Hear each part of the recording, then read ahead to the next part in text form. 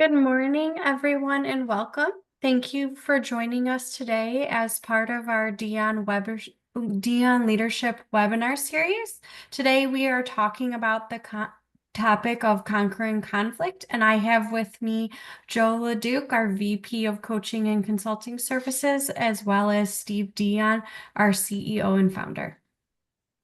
Thank you, Lauren, and welcome everybody. Thank you for spending a few minutes of your day with us. I'm Steve Dion, and I'm excited to be joined by Dion Leadership's own Joe LeDuc to talk about conflict.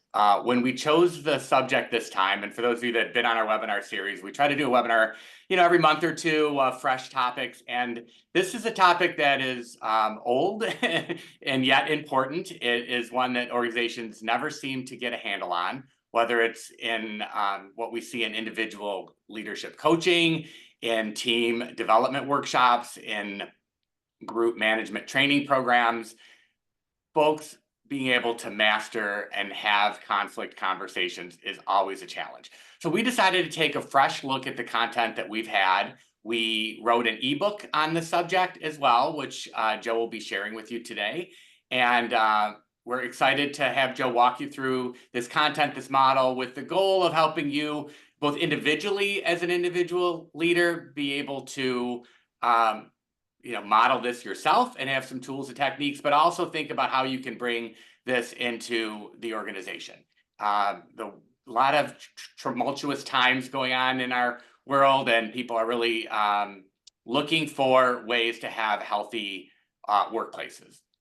So what I'm going to do is I'm going to step back here. I'm going to get off camera. I encourage you to please use the chat. I'm going to monitor that, and I'll jump back in after Joe does some education with us at the last 10-15 minutes. We'll do a little bit of a chat. And so I'm excited to just share, for those of you that don't know Joe, Joe has been a Dion leadership coach and facilitator. Joe's a certified coach, has been doing this work for well over a decade, is a phenomenal speaker. So excited to have him on our show today. And Joe, take it away. Thank you, Steve. Appreciate that introduction, as well as to you, Lauren. Thank you. I am ready for all of you today, my Dion community. I have been looking forward to this and chomping at the bit. Conflict is a topic, actually, that is near and dear to my heart. So given, as Steve so eloquently pointed out, these are indeed seemingly volatile times. There's a lot of tumult out there. It seems like we don't have to look very hard to bump into it. It appears that today's conversation is both relevant and timely. So I have been eager and looking forward to today's conversation. Right? Let us get started. I'd like to open with just briefly speaking to our why here at Dion Leadership, because I see some familiar faces in our group today, but I also see new faces. So I'd like to just briefly mention, for our team at Dion Leadership, where does our sense of purpose lie? And it really comes down to this line of, we fervently believe in creating workplace communities where people come in every day feeling excited about their day and the work they're doing and the people they're working with. And that by the time that day is over, whether they're disconnecting from a laptop or they're strolling out of the parking lot, they feel a sense of accomplishment. They feel a sense of fulfillment from the work they've done and the people they've spent time with. This is not just empty rhetoric. We really believe this, and it's a passion of ours. It's why we get out of bed every morning, or one of the major reasons. So in terms of our why, I wanted to share that with you today as we set sail out of the harbor together. And for those new faces, I also wanted to just briefly identify where at Dion Leadership we hang our hat. We are a leadership and organizational development consultancy based out of Novi, Michigan. And on the screen in front of you now, you'll see where we typically spend most of our time in working with clients. Think of all of your developments: leadership development, team development, org development. Think leadership and executive coaching. Think management training and talent assessment. So just to give you a little bit more background in the work we do, these are the hooks where we tend to hang our hats. And then lastly, I did want to give you a glimpse at the organizations that we've worked with. And I say this earnestly, it's not to kind of present to you a brag sheet, if you will. It's to say that the conversation we are going to have today is informed by real world practice. The model that we're going to be discussing has presented in our classrooms to our clients, and we've seen tremendous success with it. So, admittedly, it's to kind of say as we begin, this isn't just really kind of an academic conversation, if you will, but everything we're discussing here has been informed by real world practice in the workplace. Okay. So why are we here? I greatly appreciate the fact that you've taken an hour out of your fine feathered Tuesday late morning, depending on where you are, of course, to spend it with me to talk about conflict. So in doing so, I think the very least, as we again kind of set on the trail together, is to identify, well, what are we up to in today's conversation? What are our objectives? And to start at the top, one is to identify at least a common definition for today's conversation of what we mean when we talk about conflict. And in doing that, also identify some of the more common causes of conflict in the workplace. We also want to talk about 5 specific styles of workplace conflict that you may be familiar with. We're just going to look at that at a higher level. It might be one of those opportunities for you to kind of nod your head and be like, yep, that sounds really familiar. Either I've witnessed that, observed it, or I've experienced it myself. Thirdly, I want to spend a quick minute just looking at the business impact, a little bit of data, a tiny dollop of data in terms of the impact that conflict has on the workplace. And then lastly, spend a little more time talking about our healthy conflict conversation model and the impact that our mindsets and behaviors have on us and others while in conflict. So my goal is that by the end of today's conversation, you have at least one thing that you can latch onto, one thing that you can put in your back pocket and say, okay, this is something I can practice the next time I find myself in a difficult conversation, or if I'm coaching a peer or a direct report, I can help them better show up and think about the way they want to handle themselves while in conflict, because that's the part that they control. All right. So let's open with the definition. Conflict is the condition in which people's concerns appear incompatible. I want to emphasize the word appear, because in some cases, I will not say all, conflict may show up as this static thing, that it's just there, it's heavy, and there's no way through it. And part of today's conversation is oriented around dispelling that belief, that myth. I can't say that every conflict we ever find ourselves in will kind of, result in the resolution that we seek. Because again, all we control really is ourselves. We don't control all of the moving parts. But in terms of focusing on what we control, I do emphasize this word appear as it relates to incompatibility, because it's to say, okay, what are you choosing to do if resolution is something that you seek? Perhaps compatibility is possible, and what is your part to own? Principles that may fit beneath that. One, I'm gonna wager, I'm not a betting man, you won't find me in a casino, but I will roll the dice and say that at this point in all of our lives as a collective audience, we have likely bumped into some form of conflict or another in our lives, whether professionally or personally.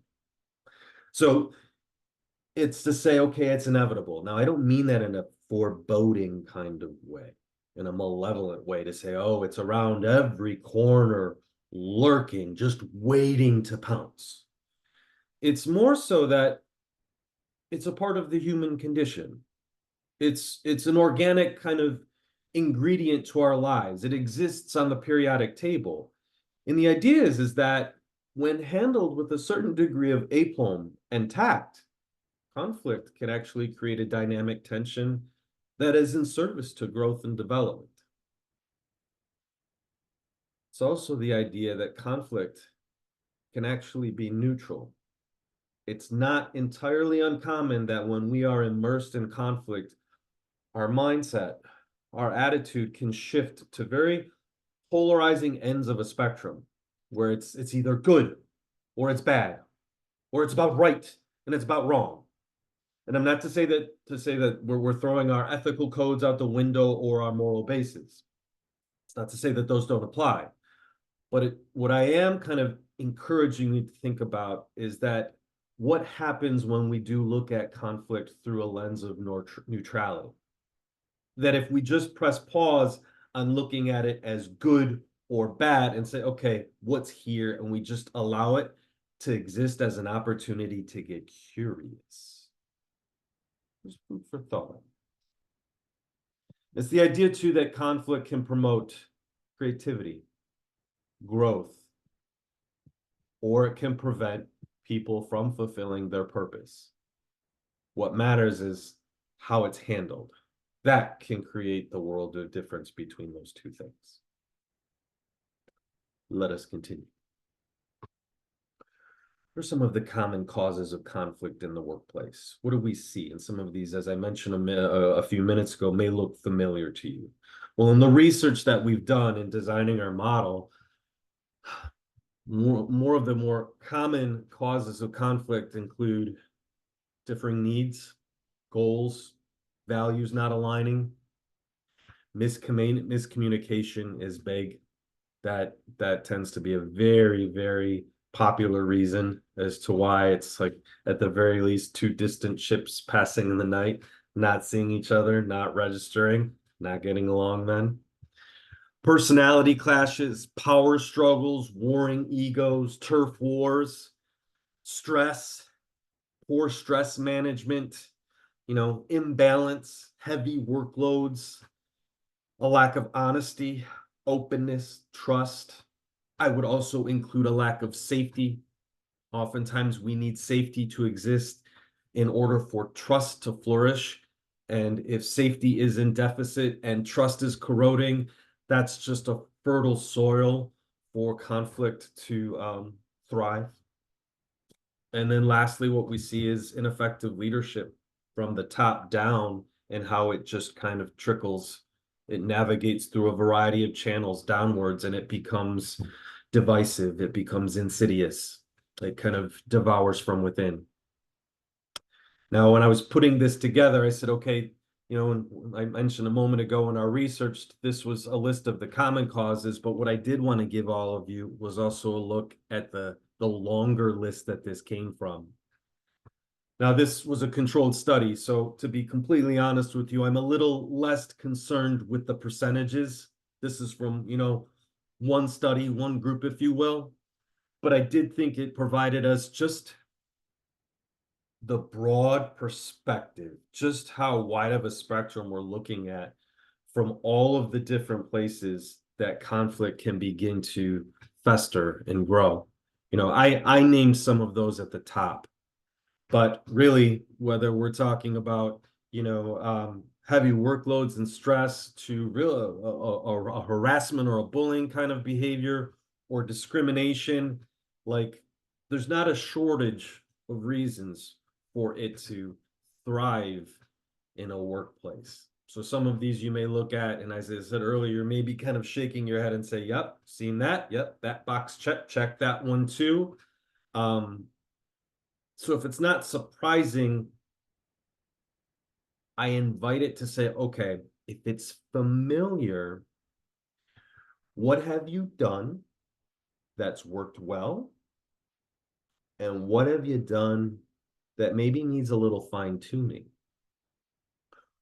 Maybe that, that's gone awry and you want to tweak. You want to kind of revisit and say, oh, maybe I can optimize this a little better. And that's part of why we're having this conversation, and we're going to talk about that more.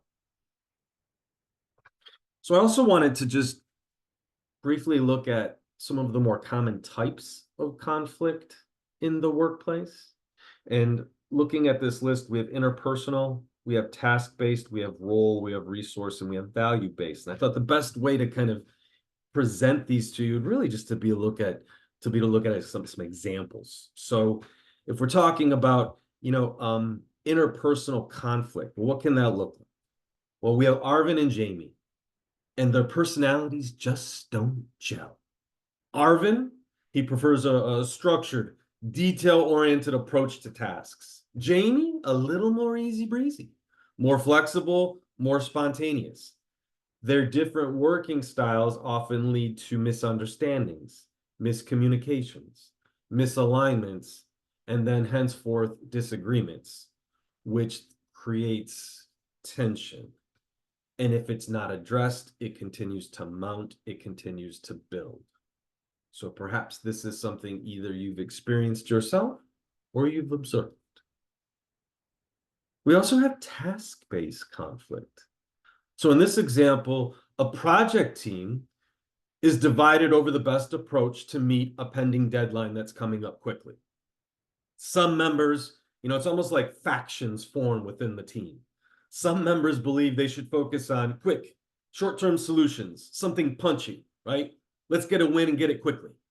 While others have more of a long-ranging, long-term view and strategy. They look at it through a broader lens. They take the panoramic view, a more comprehensive outlook. So this disagreement over how to proceed, it causes delays. And then the delays, amplify the frustration among team members. And it's even harder at times to take that next step or even leave out of the gate. And it's just one layer then builds on the next. Role conflict. In this scenario, we have Jasmine and Juan. They're given responsibilities that overlap. It's a new project. They both have tasks at hand. And within that pool of tasks, there's an overlap. And without a clear delineation of roles, and this sometimes comes from the top, where we talked about problems at the top trickling down, now they both tried to take charge. Perhaps they're both, very assertive in their own way. They're both ambitious in their own way. They try to, take the horse by the reins. And now, while doing that simultaneously, it creates confusion. It creates duplicate efforts. And then as a result, it creates friction as they struggle to assert their authority, and it creates an unhealthy competition. Resource conflict. I can tell you, we work with HR departments quite a bit.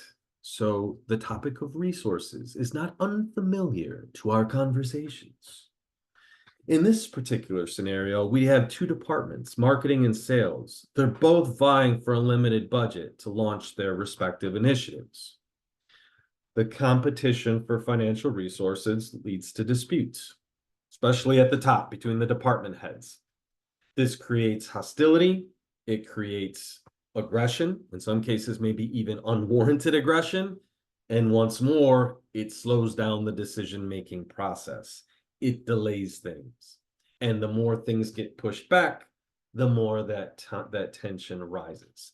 And if it's not handled, if it's not addressed, if all parties are struggling to handle that tension in a proactive, constructive, disarming fashion, it's just a Molotov cocktail waiting to be thrown, quite frankly.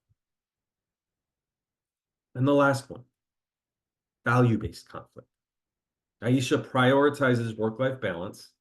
She prefers to leave the office on time, 4:30, let's say 5 o'clock is her time. She wants to get home to her family. But her leader, John, he's a little bit more of that mindset that, no, every week, maybe putting in an extra hour or two, that matters. That achieving the company goals, let's call them, that's the priority here. So let's not lose sight of that. So now we have conflicting expectations, because though he may not even state it directly, maybe John's the type of leader where he stays till 7 o'clock. He might tell everybody go home at 5, but he stays till 7. And as they're walking out the door, he has a raised eyebrow. Nonetheless, John's expectations for overtime perhaps clash with Aisha's personal values. Like for her, prioritizing her family is number one. And this creates a resentment. Trying to find that middle ground or the lack thereof creates friction, and then consequently a kind of burnout, right?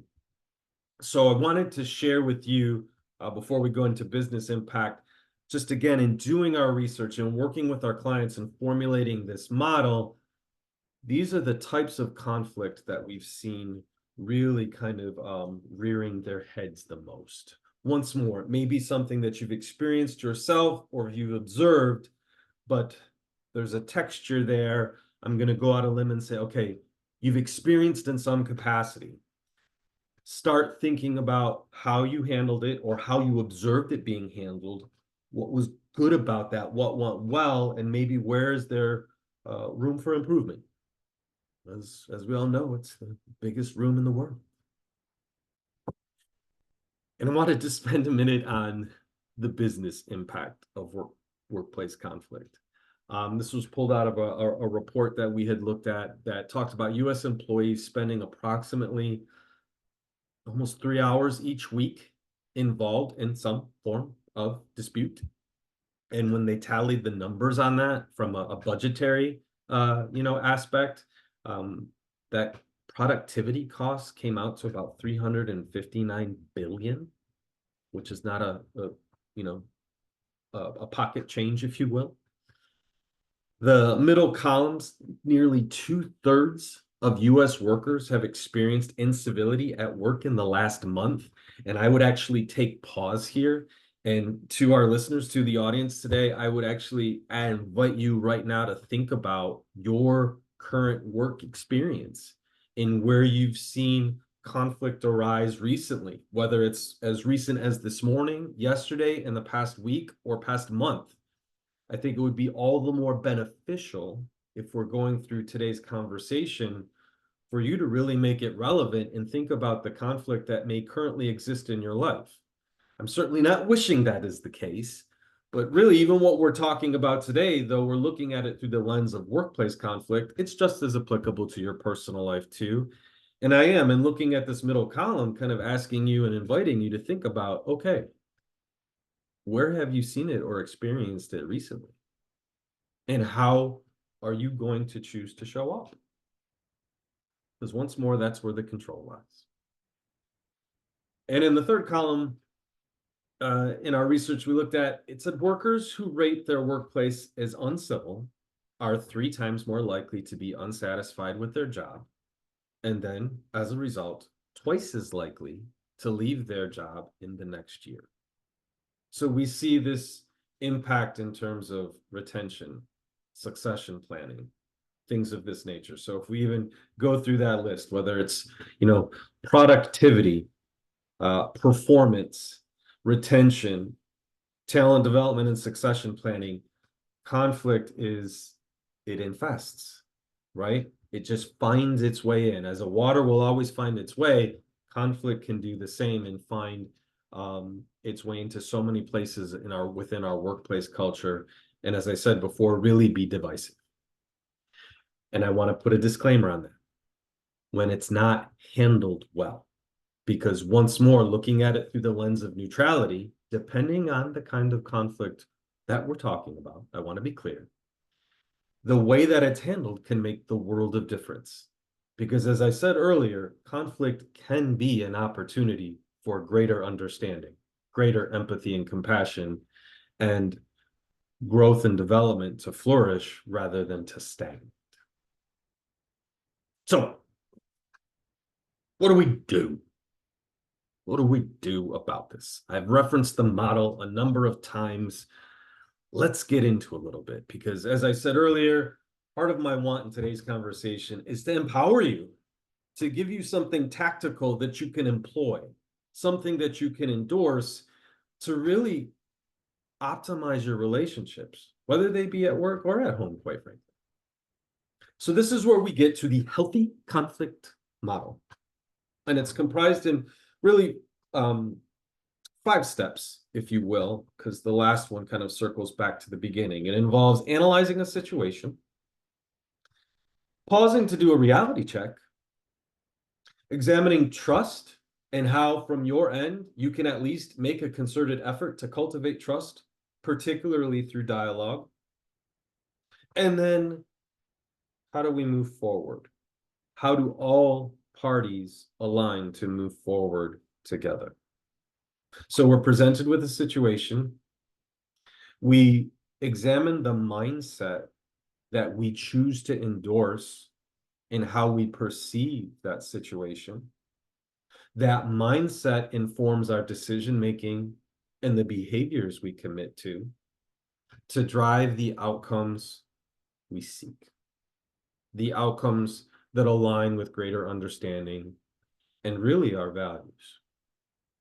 So let's take a closer look, if you will indulge me. What do we mean when we say analyze the situation? I want to give you examples, specifically the kinds of questions one can ask themselves when we talk about analyzing a situation. And the first question that comes to mind is, what's going on? And I mean, like, what's really going on? And this takes work. This takes practice. And by the way, I'm going to say that about every single step. All of this conflict and how we handle it is a skill. So throw judgment out the window, throw ego out the window. This is about learning. And if we're looking to learn, if we're looking to grow, that takes practice. It takes intentional practice, and it takes consistency. That's not always easy, but just because it's difficult doesn't mean it's impossible. So part of what I want to provide to you today are the specific tactical things, the kinds of questions you can even ask yourself to practice. So, case in point, you find yourself in a situation. You ask yourself, what's really going on here? What is true? What is accurate? Who's involved? Who are all the players? What's the impact this is having on the work? What's the impact this is having on me? And in some ways, we allow ourselves grace. We allow ourselves pause to at least take a step back, not entirely detach, but disconnect enough to say, okay, what is true? Logic, reason, yes, they have their place. So too do your emotions. But if I really take a step back, what can I say objectively are the facts to the best of my ability? Let me analyze this through the lens of openness, curiosity, and possibility, I will add too, not through the eyes of judgment. Not easy, but altogether still necessary. So we move into the second step, this idea of doing a reality check. What does that mean exactly? Well, it's piggybacking on the first step. What's actually true here? Just because you have a thought in your head doesn't mean that you need to believe it. We have thoughts all of the time. That doesn't mean every single one of them is true. So a little bit of this is pulled out of kind of a cognitive behavioral model where it's talking about, okay, just because a thought pops up in your mind doesn't mean that it's true, doesn't mean that it's accurate. So it's examining that and saying, okay, well, first of all, is it true? You know, what kind of impact is it having on me? And what is the outcome that it's driving? Because if I question the thought's merit or validity, and it doesn't make me feel good, and it drives a negative outcome, it's okay to play a different record. It's okay to switch to a different thought. So inside of that, then you might ask yourself, well, what more information do I need? Hey, you know, let me check in not just with my mind, but with my body. Let me check in with my limbic system. Does this feel more of like a reaction? Is this judgment?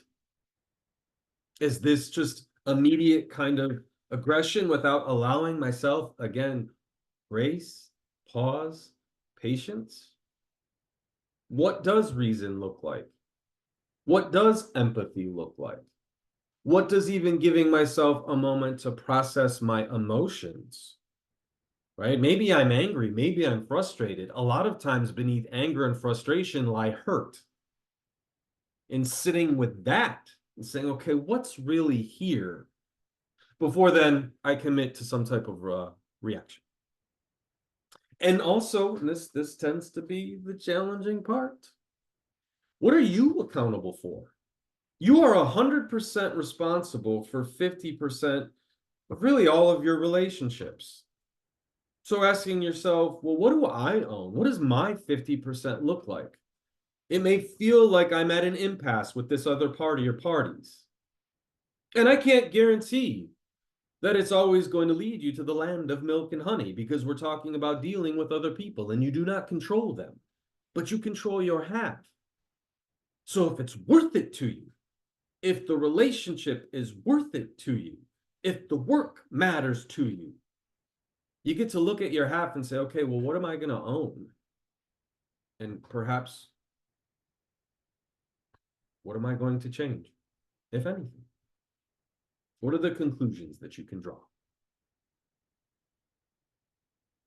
So then we move into trust, which is a fickle word sometimes, especially if things are heated, if there's tension.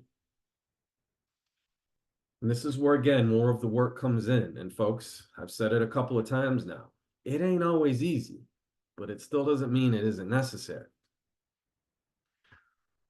In having worked for years now with people in terms of how to navigate difficult conversations, how to handle conflict, one of the things that we've talked about and I've seen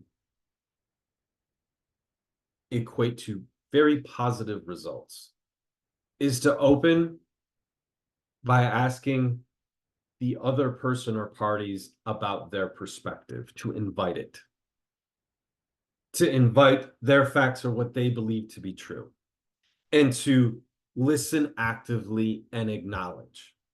And I want to be really clear about this part. Acknowledging is not the same as agreeing. They may present a perspective to you that just hits a switch and you immediately disagree with. They may present facts to you that you think or know are erroneous.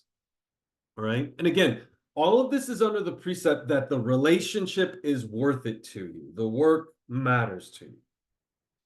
So in saying this, you're acknowledging that they have a point of view.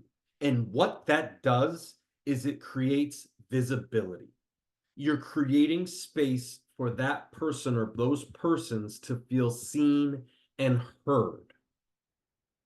When an individual or a group of people feel invisible, feel powerless, like anything they say or do falls on deaf ears, that's oftentimes where we see matters escalate.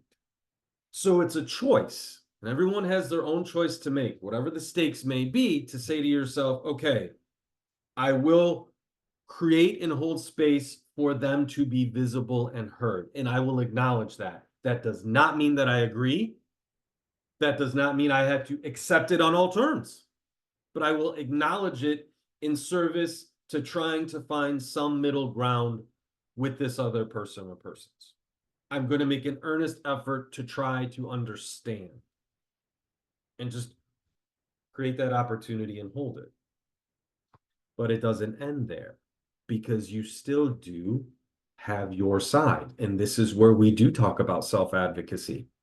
This is where we do talk about empowering yourself to share your story, your facts, the gap as you see it, and acknowledging that between both parties in service to finding that aforementioned common ground,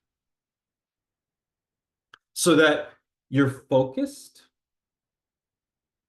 but also flexible too. There's some degree of flexibility that's warranted. And honestly, in doing this work, that's where it gets uncomfortable for a lot of people, especially if we feel like our values are being ignored or violated. I'm certainly not advocating that anybody do something they don't want to do or that they're uncomfortable with. That's why I've stated it a few times now, if it's worth it, if that relationship matters so much to you, if working in service to the community, right? And seeing it grow and seeing it flourish and just trying to kind of push through such obstacles is something that you're like, yes, okay, I'm on board. What are some of the things I can do and work on? Even that flexibility is an area of practice, but you have to decide what's best for you in terms of where that flexibility fits and where it doesn't. And then lastly, moving forward, agreeing, and by the way, I would add, this is one area where I see folks maybe even neglect it a little bit. Like they may have that conversation where they kind of air their grievances, but then there's little attention paid to, hey, what's this compromise actually going to look like? How are we going to agree to proceed in a way that we both feel reasonably comfortable with? And also, by the way, a manner in which we can hold ourselves accountable to and hold each other accountable to. So if we start to veer off track again, we can course correct. In the workplace, it's not uncommon that these agreements, these decisions may be documented, of course, and that we follow up. We revisit as much as is necessary, whether it's in a weekly one-on-one, whether it's bi-weekly, whatever it may need to be. That's the model, folks. That's the model. I love its simplicity. I don't sit here before you today on this Tuesday afternoon thinking that every single piece of this is altogether revelatory. What I will say to you, though, is what I do see, and having done this for years, is that the barriers people run into in the actual practice of this. One may be aware of the things to do differently, but translating that awareness into consistent, purposeful action is usually where folks trip up a little bit. So part of my response to that is to pick one thing, even one thing from each of these categories and say, you know what, the next time I'm in that difficult conversation, especially if I have time to plan and prepare in advance, I'm going to focus on practicing this. It's sawdust on the floor, folks. It's getting very, very tactical and saying, okay, I'm going to focus on asking more questions rather than speaking in a series of declarations or declarative statements. I'm going to try to be more curious and invite how they feel and see what happens. Take it from there. So inviting how they feel and examining how you feel, we would be remiss to talk about conflict without at least addressing emotional intelligence for a moment. We only have an hour today, and of course now we have less than that. But if we're talking about emotional intelligence, yes, logic and reason have their place, facts matter, but so too do your emotions. That is another data point. So when we talk about EI, we'll use its acronym. It involves recognizing, understanding, and managing our emotions, as well as recognizing and understanding the emotions of the people around us. It's not entirely uncommon that while immersed in conflict, we may focus on our own impact. And by that, I mean the impact of another person and what they've done and how it's impacting us. And it kind of stays within that shell. Emotional intelligence works both ways. It's connecting to our own emotional base and trying to recognize and understand, but it's also doing that for others as well. So I wanted to break this down into smaller pieces as we talk about conflict today. And just to, at the very least, invite you to start thinking about this multidimensional. So one is self-awareness, knowing your triggers, especially during conflict. Knowing when frustration or defensiveness or anger rises, being able to catch that in advance, so then you can learn how to respond to that with intention and deliberateness in a way that is productive rather than destructive. Self-management, practicing your ability to regulate. So even if things get heated, if tensions escalate, you find strategies to stay calm, composed. That once more you operate from a place of intention rather than a place of impulse. Because oftentimes it's those impulsive reactions that can escalate a situation or see it worsen.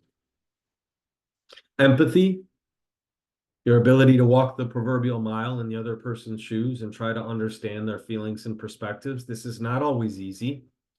I do not say that you do this so much that you neglect your own feelings or your own experiences, of course.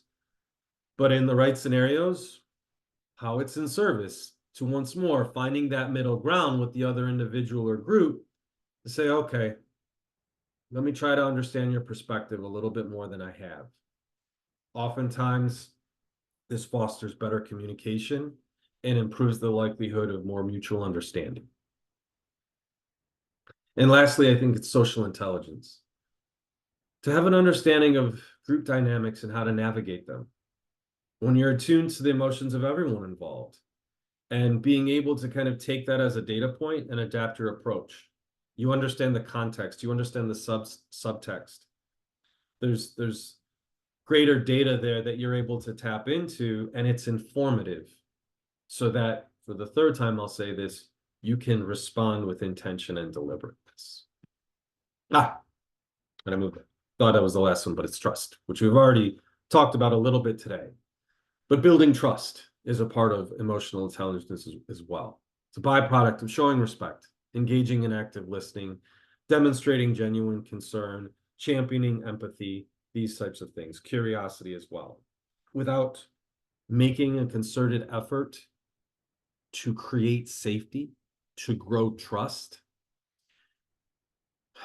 conflict will continue to thrive. So I know we identify trust here, but I also want to be adamant to include what am I doing to create a sense of safety within this relationship, because that's oftentimes a pretense in order for trust to really exist, to grow, and to thrive. And these are essential ingredients, antidotes, if you will, to resolving conflict. So in our home stretch, I wanted to take a couple of minutes to really focus on the individual. And, you know, we've talked about a number of things, a number of layers to conflict. It's the styles, the causes, its business impact. We've talked about a model that you can apply, you know, and we've identified the role that emotional intelligence plays. But I wanted to take a few minutes to also isolate this really to you, you in the audience right now. So it's one, how do you react to conflict? How can you better recognize any destructive behaviors that take place or potential triggers, particularly coming from you or within you? And how can you choose a more productive response? So we often think about conflict as a flow when we're in these conversations. Something happens, there's an automatic thought, a response ensues. I'll give you some examples of thoughts, right? Thinking either to yourself or telling the other person, you're not listening. Hey, they're being unreasonable. You know, maybe you're a little bit more factual or data oriented. Show me the facts, show me the data. If they can't do that, you dismiss them. Maybe you're uncomfortable with emotion. A person starts to cry. You roll your eyes. I know they'd get emotional. Or you just kind of shut off and are like, they don't get it. You don't get it. You don't know what you're talking about. The list goes on from there. This is just a grid of the usual suspects. But as I told you earlier, just because a thought surfaces and oftentimes may show up automatically, it does not mean that you have to believe it. Because those automatic thoughts can influence our behaviors and give way to destructive responses. So if you look at this list here, you may see something that, you know, is a natural tendency of yours, particularly if under stress, or something that you've been on the receiving end of. So now we're prone to arguing, sarcasm, passive aggression. Maybe we shut down, maybe we try to overpower. Nonetheless, take your pick. That automatic thought creates a reaction rather than a response. And I know it says responses here, that is ultimately destructive. So what do we do about that? We are not powerless. I've said this a few times now in today's conversation. There is so much power in taking grace, finding grace and taking a step back and allowing yourself the opportunity to reframe.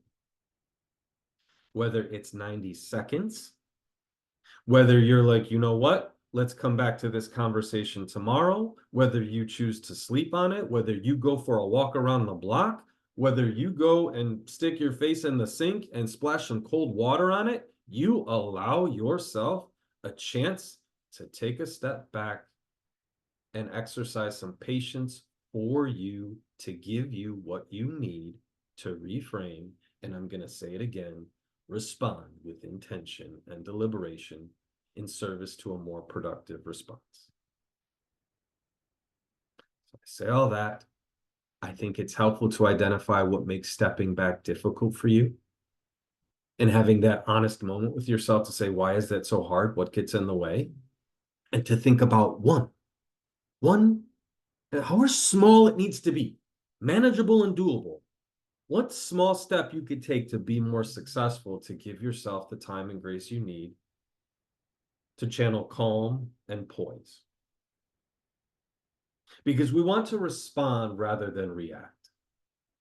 When we talk about reacting, that tends to be more impulsive, emotional in a way that can be a little bit unhinged, perhaps, short-sighted, driven more by ego, seems to facilitate more problems than solutions.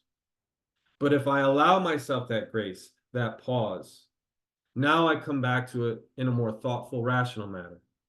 I have a big picture mindset I'm looking to, orient to.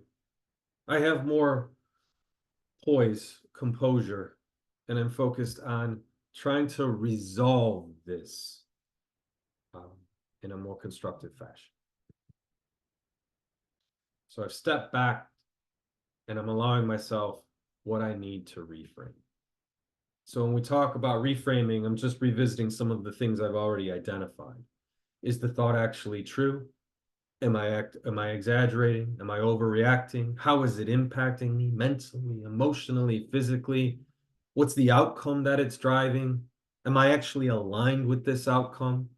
Is there another perspective or point of view through which I can look at this that not just, is a better thought, but feels, even within my body, feels more accurate, more right, more honest, more true, because you get to move to that thought instead and operate from that place.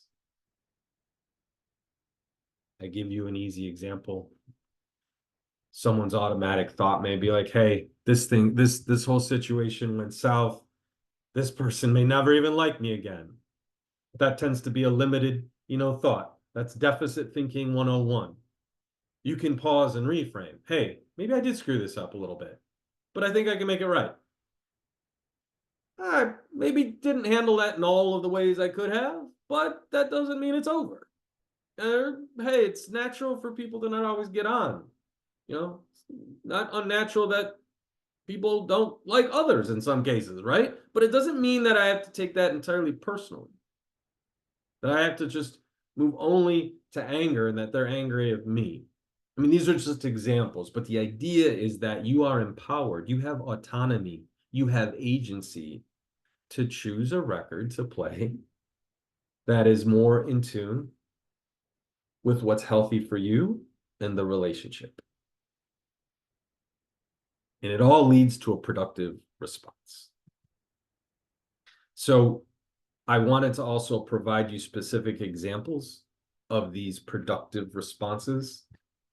I would encourage you to look at this list and actually pick out one or two that you think is difficult for you, because once more, I want you to leave today's conversation with something you can practice. So whether you're immersed in conflict in the workplace or at home right now, you can say, you know what? I'm going to talk to that person again, maybe this afternoon. I'm going to focus on listening. I'm going to focus on actually reassuring them more. What does it look like for me to be a little bit more flexible? What does it look like for me to take a little bit more ownership and champion that? But just pick something, one thing that you can play with, that you can practice and try to be consistent in that practice. So as we tidy up for the day, because I want to leave at least a couple of minutes for any Q&A any questions you may have. I've said this earlier, thinking about a specific conflict situation. Maybe it's something that happened not that long ago. Maybe you do go far back. But thinking about how you showed up and what you need in order to step back and reframe. And with that new thought, with that new outlook, what's a productive response that you might choose? Something tactical, like I'm going to show up with more curiosity and ask more questions. I'm just going to listen rather than cut them off. Something. And how might this response change the conflict from your side? Because you can't guarantee the outcome. You're dealing with another human being that you don't control. You may influence, but you don't control. So the idea that you can control the outcome is an illusion. So by changing your response, how's it just at the least going to change things for you and how you feel about it?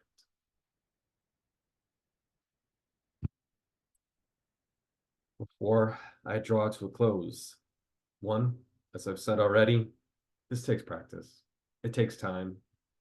And like so many other skills, right now I'm going to roll the dice once more and say there is something in your life that you are exceptionally good at. You have perhaps even mastered. And the reason for that is because you practiced with intention consistently over time. Conflict actually isn't much different than that. So your ability to show up in a way that feels aligned to you can grow over time with that intentional practice. And as students, we all know that in order to facilitate our practice, but also our understanding, our growth and development, being patient with ourselves and showing ourselves a little grace and self-compassion can go a really long way. So I want to invite that into our conversation too. Key reminders, just taking it from the top, it's likely that we're going to bump into conflict, but it can be not just necessary, but also productive when handled well. You're 100% responsible for 50% of your relationships. So thinking about your mindsets, your behaviors, your values, and how you want to align all of them to show up in a way that feels right to you. Thinking about how you can respond rather than react. Remembering that acknowledging and acceptance are not the same, but acknowledging without agreeing and still creating space for others to feel seen and heard can actually go a long way towards resolution. And lastly, good old curiosity. Active listening, asking questions, I've seen be a tremendously powerful antidote to unhealthy conflict. So thinking about how you can champion that as well. Steve had mentioned at the beginning of our webinar today that I have an ebook for you that is hot off the press, I think as recently as last month. There's the QR code, there is the URL. You don't have to put in any information. All you got to click is download and it's available to you. Really excited about our conflict model. We've done a lot of great work with it. I think the ebook looks fantastic. Maybe I'm a little biased, but I'd really invite you to download it, take a look. And then if this conversation has really piqued your interest and curiosity, call me up. Let's talk. Let's chit chat. I love these conversations. As Steve had also mentioned at the beginning of our webinar today, folks, we're seeing this a lot. It doesn't go out of style. We've seen it just even, I will share this with you. We've even been told by different HR groups over the past year where there's even been physical conflict in the workplace. So like we've seen it in all varieties and forms. If this is something that, is a pulse that you want to keep your fingers on and look to improve, I can't encourage you enough to reach out, and we are here to support you. Thank you for that, Joe. Very inspiring and clear. I'm looking at the chat. I can see some chat that participants said to the full group, and then some chats that just came to the host here. Does seem like this topic is absolutely resonating for people. I wanted to share that, so much so too that ATD, we sometimes publish in Association for Training and Development. They reach out to us to write an article for their first quarter magazine on when two employees can't get along, which is basically the subject of conflict, and talking about how talent development people can barter, negotiate those conversations, and what does that look like to be authentic and true with the two of them. And so I think that we'll be sharing that out with our community as well. In the last couple minutes, I just wanted to kind of unpack a couple of questions, Joe. One was about the leader's role, particularly about the manager. Would you say that the cause of workplace conflict, 50% of it or more, might be the bad leadership in the organization? What's your take on that? Well, I think it goes without saying that leadership is like a beacon. It's like a compass. So if it starts at the top and it's not handled with really all of the elements that we've described today, that just finds its way in all kinds of places, particularly if accountability is lacking. And that just kind of trickles down through the ranks. Then people shut down. People don't want to have conversations. You know, we heard a couple of years back the phrase quietly quitting and things of that nature. So I don't think you can understate the impact of how, when conflict is handled poorly at the top, or not handled at all, quite frankly, how divisive that can be just amongst the ranks and insidious to a culture.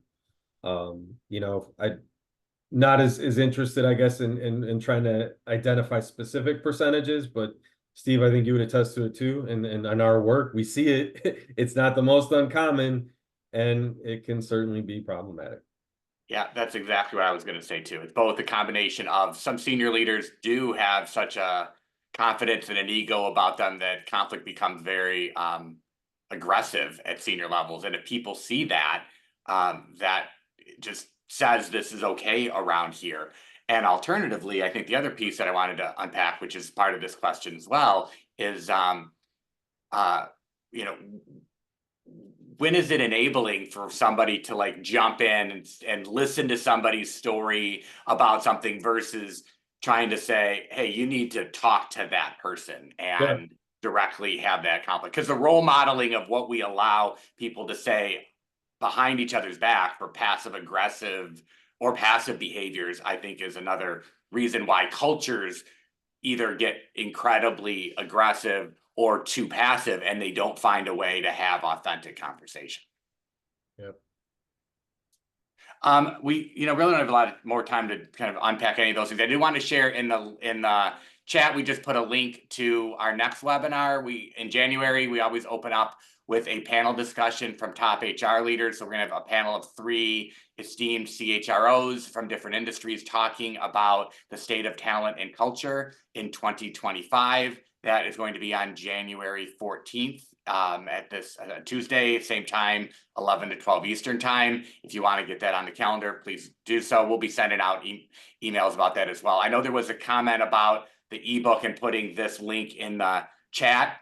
We'll be sending out the recording of this, I believe tomorrow after it's published on our YouTube channel, and we'll put the direct link to the ebook. The ebook is a great summary of some of the slides and the things that you've seen here. Could be a great tool for you to use in your organization. It's based on, as Joe mentioned, a couple of our different conflict classes that we teach at the management through senior level, and also some of the modalities we use when we work with an intact executive team or work in individual coaching. So hopefully it's a great resource for you as well. Joe, any last comments before we sign off? Just gracious, always appreciate this Dion community and having the opportunity to speak about such a relevant topic. And just want to say thank you to all of you for engaging in our conversation today, being active participants in our community. I say it earnestly when I share that it means a lot to us. We're very dedicated to this work and supporting you. So we just greatly value your presence in conversations like the one we're having today, and are very gracious. Thanks, everybody. Thanks, Joe. All right, take care, everybody.